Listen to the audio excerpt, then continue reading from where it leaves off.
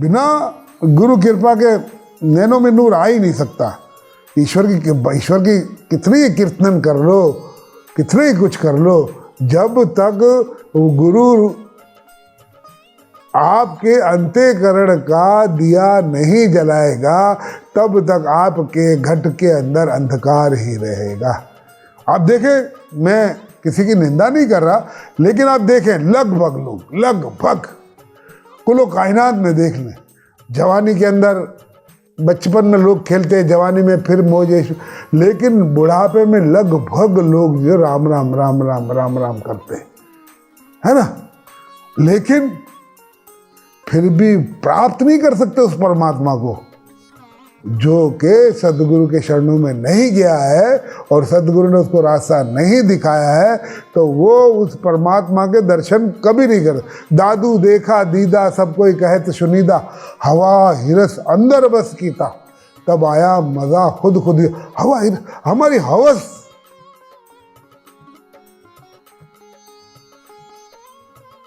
उस परमात्मा को छुपा लेती है। हम दो अगरबत्ती भी जलाते तो वो हम अपने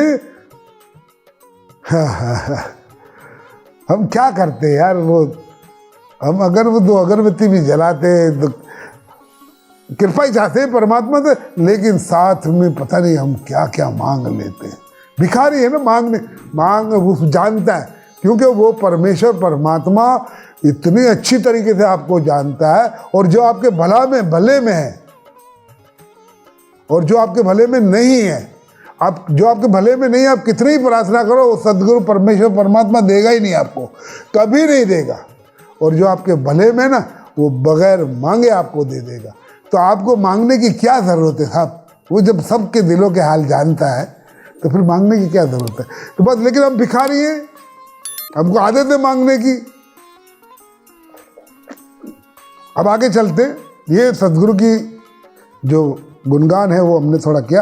अब क्या कहते हैं, वही निर्जीव सारे शास्त्र सच्चा मरम ही दिखलाए है। शास्त्र निर्जीव है, ये शास्त्र इसको निर्जीव कहते हैं, है ना। चुरपुर नहीं है इसमें, इसलिए इसको निर्जीव कहते हैं। लेकिन इसमें कमाल क्या है पता है? कमाल ये है कि ये मरम बतलाता है, राज, इसके अंदर राज है। इन सत ग्रंथों में राज छुपा हुआ है, लेकिन इसकी इतनी ताकत नहीं है कि वो राज आपको समझा सके। क्या बात सब इसमें है। वेद हमारा वेद है, हम वेदन के माई, करने की वस्तु वो वेदन में नहीं, ऐसा वो है, लेकिन वो बोल नहीं सकता है। वेद बोल नहीं सकता है, हम उसको पढ़ सकते हैं लेकिन वेद बोल नहीं सकता है। वो कह रहा है, उसकी ज़बान हम जान नहीं रहे। उसकी ज़बान कौन जानता है? सदगुरु जानता है। वेद की ज़बान सदगुरु जानता है, और वेद वो सदगुरु के साथ बात करता है। अब अकेले में खुद से जितने ही वेद पढ़ लो, गीता पढ़ते हैं लोग, लेकिन गीता को पढ़ते हैं, गीता उनके साथ बात नहीं करती साहब, ये बात सत्य है। गीता तो सिर्फ संतों के साथ बात करिए, सदगुरु के साथ बात करती है। और जिसने संतों की सेवा की है, सदगुरु की सेवा की है, ये उसी से बात करती है। जा जा मैं तो से नहीं बोलूं जा, ऐसा कहती है गीता। ऐसा कहती, क्यों कहती है? क्योंकि आपने जिससे बोली सीखनी है, उसके पास तो सीखे ही नहीं। उसके पास जो गीता की बोली जानता है, उसके पास तो कभी गए ही नहीं सीखने के, वो उसको खुद ही से लेके उससे बातचीत कर रहे। ऐसा नहीं होगा भाई कि निर्जीव सारे शास्त्र सच्चा मरम ही दिखलाए है, चिंजड़ ग्रंथि खोलने की युक्ति सदगुरु बतलाए, जो मैं पहले कह गया। अब फिर आगे चलते, निसंग होने के सबब से। अब निसंग कौन है? परमेश्वर परमात्मा, उसको किसी का संग नहीं है। निसंग होने के सबब से ईश भी रुक जाए है। क्या? परमेश्वर निसंग है ना, उसने तो आपको दे दिया। जैसे गीता के अंदर 14वें अध्याय में 3 गुणों की व्याख्या की है, और वो 3 गुणों को उसने इस कायनात में, इस ब्रह्मांड में स्थापित कर दिया है। अब वो जैसे जैसे गुण आदमी के अंदर आते वैसे वैसे वो काम करता है ना। अब वो बोले भगवान मैं तो आपकी भक्ति कर, तो भाई तो भक्ति की तो तूने उल्टे भी तो कोई काम किए ना, सतोगुण किया तो तूने कोई तमोगुण भी किया है, रजोगुण भी तूने किए, तो उसके उस समय याद, तो आपकी दुनिया आप खुद बनाते हैं साहब। निसंग होने के सबब से ईश भी रुक जाए है, गुरु गांठ खोलन रीति तो सतगुरु ही बतलाए है।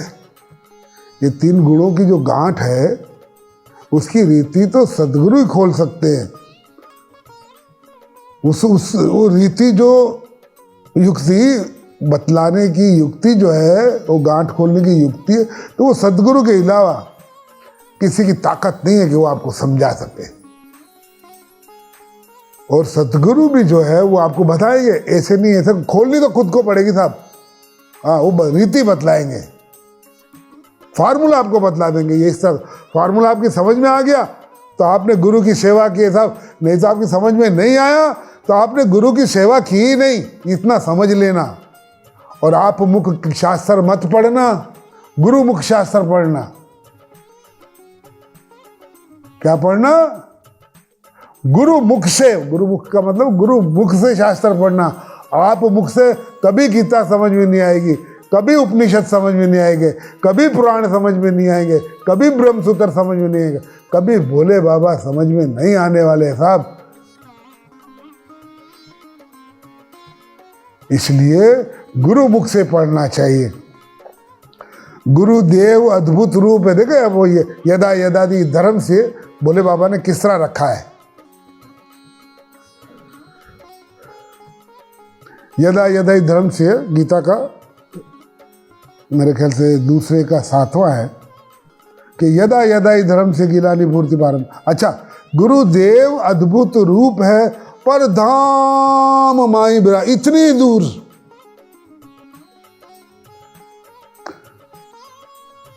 सदगुरु अद्भुत रूप है पर धाम माही विराजते, लेकिन उनकी महिमा उनकी कृपा देखें आपके ऊपर कितनी है कि उपदेश देने के लिए इस लोक में आ जाओ थे। अब उस गुरु की कृपा देखें आप कि वो परधाम में विराजमान है, भगवान श्री कृष्ण है ना। यदा यदा वो बोला हर युग में मैं रहता हूं। यदा यदा की धर्म से गिलानी पूर्ति पर, वो हर युग में मैं रहता हूं। कोई युग ऐसा नहीं जिसमें नहीं रहता, हर युग तो सही, हर काल में मैं रहता हूं, हर समय में मौजूद हूं तुम्हारे साथ। लेकिन आपको भान नहीं है। मैं आपके सामने आता हूं तो आप मुझे तो पहचानते ही नहीं। क्यों नहीं पहचानते? कि आपके अंदर जो मसाला भरा हुआ है ना मांगने का, दृष्टि जो आपकी मलिन हो गई है, आवरण है, मल विक्षेप जाको नहीं, किंतु अज्ञान भले हो आपके अंदर, सब मल विक्षेप नहीं होना चाहिए, उससे छुप जाता है, उससे छुप। जैसे आईना हो, आईने के ऊपर धूल आ जाए तो क्या आप अपना चेहरा देख सकते हैं? नहीं देख सकते। उस धूल को साफ करना पड़ेगा साहब। और ये सदियों के घना दहाड़ानो भरम थयो। इस मानव को पता नहीं कब से भ्रम हो गया है कि मैं बकरा हूं। जबकि वो तो कुलो कायनात की शक्ति है। जा सकती की शक्ति नहीं, करे ईश सब काज, मेरी बानू में बनूं बसू, करे सब सहज सब काज। तो कहने का मकसद ये है कि वो अद्भुत रूप है, सदगुरु अद्भुत रूप है, और वो जो है परम धाम में विराजते हैं और हमारे हित के लिए, हमारे कल्याण के लिए मानव रूप धारण करके। क्योंकि और कोई रूप में आएंगे तो हमको कोई समझा भी नहीं सकता। किसी भी रूप में, मानव से बढ़कर अशरफुल मखलूकात कहा हुआ है, इसी रूप में लेकिन अब आप बोले कि वो बंसी लेके ही आवे, पीताम्बर बांध के ही आवे, है ना, नीली पीली धोती पहन के ही आवे, तो उसको हम नहीं पहचान सकते साहब। अभी कोई आ जाए ताज वाज लगा के, नहीं भाई नहीं, हम उसको बोलेंगे अभी दशहरे दूर है, दशहरे में आया ये सारा करना, है ना। तो आज के दौर में तो वो आएगा तो पैंट शर्ट में आएगा, ओवरकोट में आएगा, पजामे कुर्ते में आएगा साहब, इस भगवे में आएगा। लेकिन हम पहचान नहीं पाते उसको, क्योंकि हमारे पास वो दृष्टि नहीं है। अब वो दृष्टि तो उसकी कृपा हो, ईश्वर भी रुक जाता है, सदगुरु की कृपा, वो कृपा करे तो हम उसको जान लेते हैं और वो सन्मुख चल के आता है। मैंने ऐसे साखी बने, सदगुरु सन्मुख चल कर आए, ऐसा मैंने एक बनाया है, भजन भी बनाया है, पढ़ा हुआ है। तो वो सन्मुख चल के आते हैं, वो सन्मुख आके हमारी आंखों पे, यानी कि हमारे दर्पण पे जो मिट्टी धूल पड़ी वो साफ करते हैं साहब। और हमारा विश्वास जब उस पर आता तो हमको बाबू छे जीणो रे जीणो, रवि रमता डिठो रे बाबू छे जीणो। हाँ, जिन्होंने देखा उनको नजर आता है साहब, जिसकी आंखों से उसने अपने आंसुओं से अपने दर्पण को साफ किया, जिसने अपने आंसुओं से गुरु के चरण धोए वो साहब, उसी को। हम तो गुरु के चरण को छूते भी दूर से हैं। अभी वो बच्चा ये हार पहना कि मैं आपको नहीं पहन, अर्जा लाया क्यों हार भाई? हमको तो इतना ही नहीं पता है कि सेवा किस तरह कर रही है, हमको तो संतों की सेवा का नहीं पता है। सेवा करनी चाहिए, हमने देखी हो हमको। मैं अभी घर पे बैठा हुआ था, तो हकीकत बात है कि हमें तो पता ही नहीं कि सेवा क्या है हमारे घर वाले, क्योंकि हम तो उन लोगों में थे ना कि गिरे पड़े लोगों में थे, नीच लोगों में एकदम। हमारे घर में अब जाके कथाएं पढ़ी जा रही, गीताएं पढ़ी जा रही है ना, उपवास रखे जा रहे। ये 40-50 साल थे साहब, 40-50 भी ज़्यादा बोल दिए मैंने, ये कोई 40 साल से, नहीं तो कौन परमात्मा करते थे। लेकिन बस क्या था, खाने को मिल जाए हमको बहुत होता, रहने का क्या था हमारे पास। हम तो वो गरीब लोग थे, हमको गीता का पता ही नहीं था। ये तो महात्मा गांधी की जय हो, जिसने हमारे को ये समझा, निश्चल दास की मेहरबानी हो, जिस ज्ञान को जो है ना भाषा में लेके आया कि भाषा अथवा संस्कृत करत भेद वर्म छेद। वो तो निश्चल दास ने संस्कृत को हिंदी में लाए, उससे पहले हिंदी थी कहाँ, सब छुपाते फिर जितने भी संत थे उनको मेरा नमस्कार है साहब, छुपाते रहे। संस्कृत पढ़ो और ज्ञान लो, और जिसको संस्कृत नहीं आती वो क्या करे बेचारा, वो छुपाते रहे। और उसमें जब उनका छुपाने का नुकसान क्या हुआ, उनका छुपाने का नुकसान ये हुआ कि इतने मतांतर हो गए, इतने मज़ाहिब हो गए। उन संतों ने छुपाया साहब कि ये जो उत्तम अधिकारी उनको, अबे भाई सबको बांटो, जिसकी समझ में आएगा वो उठाएगा, जिसकी समझ में नहीं छुपा छुपा छुपा, इसको ब्राह्मणों को ही देना चाहिए। अरे ब्राह्मण आजकल तो इंडिया ब्राह्मणों के पीछे लग गए, हमको ब्राह्मणवाद नहीं चाहिए।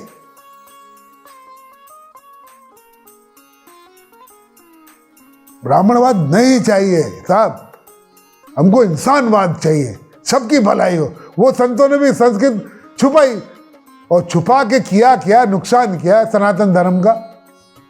अगर उस समय पे ये फट जाते तो आज इतने धर्म नहीं होते। क्यों नहीं होते इतने? इसलिए कि ज्यादा नहीं तो थोड़ा तो समझ में आता। हाँ, हमारे संतों ने एक कमाल किया है, ये बात तो मैं बड़े फख्र से कह सकता हूं। तो हमारे संतों ने ये बड़ा कमाल किया कि हमारा जो गिरे से गिरा बच्चा जो पैदा हो रहा है ना, उसको भी ये भान हो रहा है कि अहिंसा परम धर्म। अहिंसा हमारी नसों में भर दिया साहब। हमारे माँ बाप ने, हम तो संतों को अब जाके थोड़ा बहुत हल्का सा भनक जा समझ रहे, लेकिन हमारे नसों के अंदर उन संतों ने अहिंसा भर दी है कि चलना जमीन पे तो देख के चलना कि चींटी ना मर जाए। इतना तो हमारे संतों ने किया है। अब वो उनकी मेहरबानी है, लेकिन साथ साथ में उनकी निंदा नहीं कर रहा मैं, लेकिन पता नहीं क्या होगा, क्यों नहीं दिया हम सबको। आज 21वीं सदी में जाके 2023 चल रहा है, इसके अंदर अब जाके ये कोपल फूटी है कि सबको सबके लिए है। और जैसे कि हम ये ज्ञान वर्षा चैनल भी आ गया और हमको भी बोलने का मौका, नहीं तो हमको कौन सुने। ये हरि भाई हमारी कौम के हीरो है, उन्होंने ये चैनल खोला और जो लोग मुझे नहीं जानते थे साहब, वो भी अब जानने लग गए इस चैनल के माध्यम से। वैसे तो जानते ही हैं, हमारे जो भाई हैं सत्संगों में जाते हैं, जानते हैं, लेकिन उन्होंने ये चैनल खोला तो वो लोग जानते हैं, बल्कि पाकिस्तान में ही नहीं, अमेरिका, ऑस्ट्रेलिया, लंदन, वहाँ से भी मैसेज आ रहे हैं। ये हमारे हरि भाई को सारा क्रेडिट जाता है कि उसने धर्म को कहाँ पहुँचाया। कि अब फिर हरि भाई की भी बहुत तारीफ होगी, जो याद आ गया तो कह दिया। तो आप लोग सब्सक्राइब ज़रूर करना भाई, और बेल कौन है ना, उसको भी बजा देना, तो हमारी आपको ये मिलती रहेगी कि सतगुरु अद्भुत रूप है, पर धाम माही विराजते, उपदेश देने सत्य का इस लोक में आ जाओ थे। कौन से लोक में? जिस लोक में मैं रहता हूँ, मेरे लिए करके उस परमात्मा ने परम धाम छोड़ा, मृत्यु लोक में आए और मेरा कल्याण किया, इसलिए वो निस्वार्थी हैं। और उपदेश देते हैं और फिर चले जाते हैं, और कुछ लेते भी नहीं, न देते। ज्ञान हुआ तो ठीक, नहीं हो तो जो उपदेश देने के लिए इस लोक में आ जाओते, दुर्गम्य का अनुभव कर। दुर्गम्य जो कि ना समझ में आने वाला, दुर्गम्य किसको कहते हैं? गम कहते हैं बुद्धि को, जो बुद्धि में ना आने वाला साहब, उसका अनुभव कराते हैं। वो जो निराकार है, जिसको दुनिया ढूंढ रही, अरे उससे मिलवा देते हैं सदगुरु। दुर्गम्य है वो, उसका अनुभव करा। दुर्गम्य का अनुभव करा, वैसे परे ले जाओ थे। आपके अंदर जो डर है ना, किसका डर है आपको? मौत का डर है पहला, आपके अंदर मौत का डर निकालते हैं। फिर दूसरा डर कौन सा है? देवी देवताओं का, कि इसका निवेद नहीं चढ़ाएंगे तो ये हमारे उल्टा कर देंगे। अरे भाई, वो गुरुदेव बोलते बाबा तू इनसे मत डर, ये तो सब तेरी माँ के पाँव के नीचे है। कहते हैं ना जन्नत पाँव के नीचे, तो ये तो तेरी माँ के भी पाँव के नीचे। तू तो महान है, तूने मानखा जूड़ी में पैदा हुआ है, तेरे जैसा तो कोई नहीं है। तो माँ, ये सब देवी देवता तेरे जो है सब माँ के चरणों के तले। तो सदगुरु का मकाम तो देख, वो तेरे लिए कहाँ से आ रहा है? परधाम में विराजते इस लोक में आ जाओते, दुर्गम्य का अनुभव करा, वैसे परे ले जाओते, पर धाम में पहुँचाए कर, है ना, परम धाम में पहुँचाए कर शिव राज्य पद दिलवाओते, है ना। यानी कि कायनात का बादशाह बना देते हैं आपको निर्भय कर देते हैं। वो आपको भिखारी पना आपका निकाल देते हैं, मांगना पना निकाल देते हैं साहब। आपको राजा, आपको दाता बना देते हैं। छुड़वाए कर सब कामना, कर दे ये निष्कामना। कामना किसको कहते? ख्वाहिशात को, है ना। हमारी ख्वाहिशात कितनी है, हम अंदर में बैठ के विचारें, जो कि पूरी होने वाली नहीं है। साइकिल खरीदने की ताकत नहीं, प्लेन की हम सोच के बैठे हैं। ऐसी कामनाएं करते किए हैं हम।